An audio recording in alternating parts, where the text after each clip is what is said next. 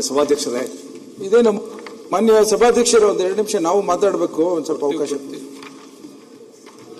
ಮಾನ್ಯ ಸಭಾಧ್ಯಕ್ಷರೇ, ಶ್ರೀ ಖಾದರ್ ಅವರು ಒಂದು ಮಾತು ಹೇಳಿದರು, ಪ್ರತಿಯೊಂದು ಸಾವು ಒಂದು ಸಂದೇಶ ಕಳಿಸುತ್ತೆ ಅಂತ. Each death is a wake up call. ನಮ್ಮೆಲ್ಲರಿಗೂ ಕೂಡ ಅದು ನಿಜವಾಗ್ಲೂ ಕೂಡ ಒಂದು ನೆನಪಿಸುತ್ತೆ. ಇಂಗ್ಲಿಷಲ್ಲಿ ಒಂದು ಹೇಳಿಕೆ ಇದೆ, death is certain, we live by accident, every minute we are living by accident.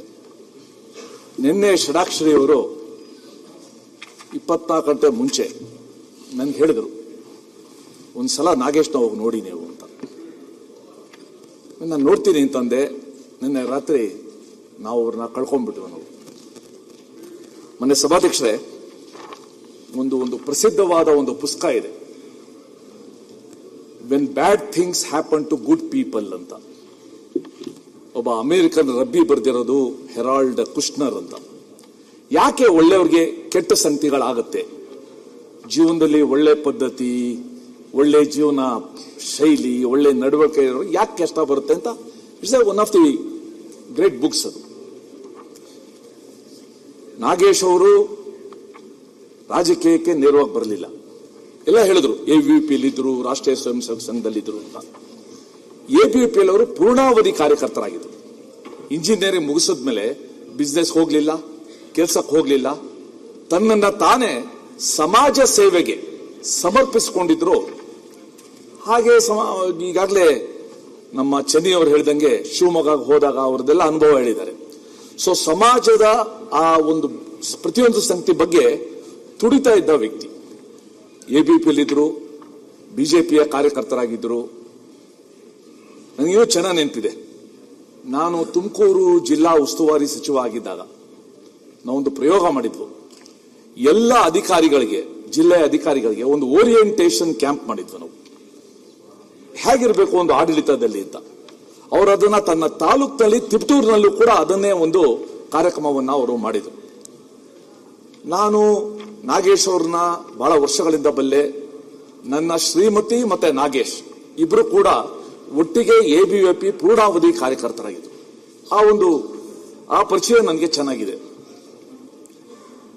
Nagesh ಅವರು ತಿಪಟೂರು ಬಗ್ಗೆ ಮಾಡಿರೋ ಕಾರ್ಯನೆಲ್ಲ ಈಗಾಗಲೇ ಅನೇಕರು ಹೇಳಿದ್ದಾರೆ. ನಾನು ಶಿಕ್ಷಣ ಸಚಿವ ಆಗಿದ್ದೆ. ನನಗೆ ಸಚಿವ ಸ್ಥಾನದಿಂದ ನಾನು ಇಳಿದ್ಮೇಲೆ ಸಹಜವಾಗಿ ನಾನು ಕೂಡ ಆ ಒಂದು ಕ್ಷಣ ನಾನು ವಿಚಲಿತ ಆಗಿದ್ದೆ. ಆದ್ರೆ ನನ್ನ ನಂತರ ನಾಗೇಶ್ ಅವರು ಬಂದು ಅಂದ ತಕ್ಷಣ ನಂಗೆ ಬಹಳ ಸಮಾಧಾನ ಆಯ್ತು. ಬಹಳ ಒಳ್ಳೆ ವ್ಯಕ್ತಿನೇ ಆ ಸ್ಥಾನಕ್ಕೆ ಬಂದಿದ್ದಾರೆ ಅಂತ. ಆ ರೀತಿ ಒಂದು ಒಳ್ಳೆ ಕಾರ್ಯ ಮಾಡಿದ್ರು ಅವರು. ಕಳೆದ ಒಂದು ವರ್ಷದಿಂದ ಬಹಳ ವೇದನೆ, ಬಹಳ ಸಂಕಟ, ಬಹಳ ನೋವನ್ನ ಅವರು ಅನುಭವಿಸಿದ್ರು ಅವರು. ಒಟ್ಟಾರೆ ತಿಪಟೂರು ಅಭಿವೃದ್ಧಿ ಬಗ್ಗೆ ಅವರು ಮಾಡಿರೋ ಕಾರ್ಯ, ನನ್ನನ್ನು ಕರ್ಕೊಂಡೋಗಿ ಅವರು ತೋರಿಸೋದು ಎಲ್ಲನೂ ಕೂಡ ನಾನು ಗಮನಿಸಿದ್ದೀನಿ. ಅವರ ಒಡನಾಟ, ಈಗಾಗಲೇ ಚೆನ್ನೈಯವರು ಹೇಳಿದಂಗೆ ಪ್ರತಿ ಸಲ ತಿಪಟೂರ್ಗೆ ಹೋದಾಗ ಅವ್ರ ಮನೇಲಿ ಸಿಗ್ತಾ ಇದ್ದಿದ್ದ ಆತಿಥ್ಯ ಎಲ್ಲ ನೆನಪಿಗೆ ಬರ್ತಾ ಇದೆ.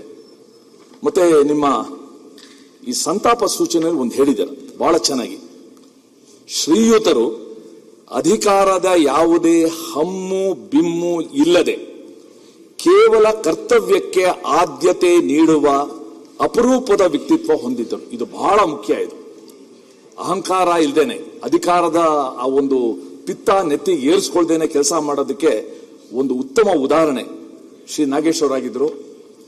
ಅವರ ಸಾವು ಸಹಜವಾಗಿ ಅವರ ಕುಟುಂಬಕ್ಕೆ ವೇದನೆ, ನೋವು, ಭರಿಸಲಾರದ ನಷ್ಟ ತುಂಬುತ್ತೆ.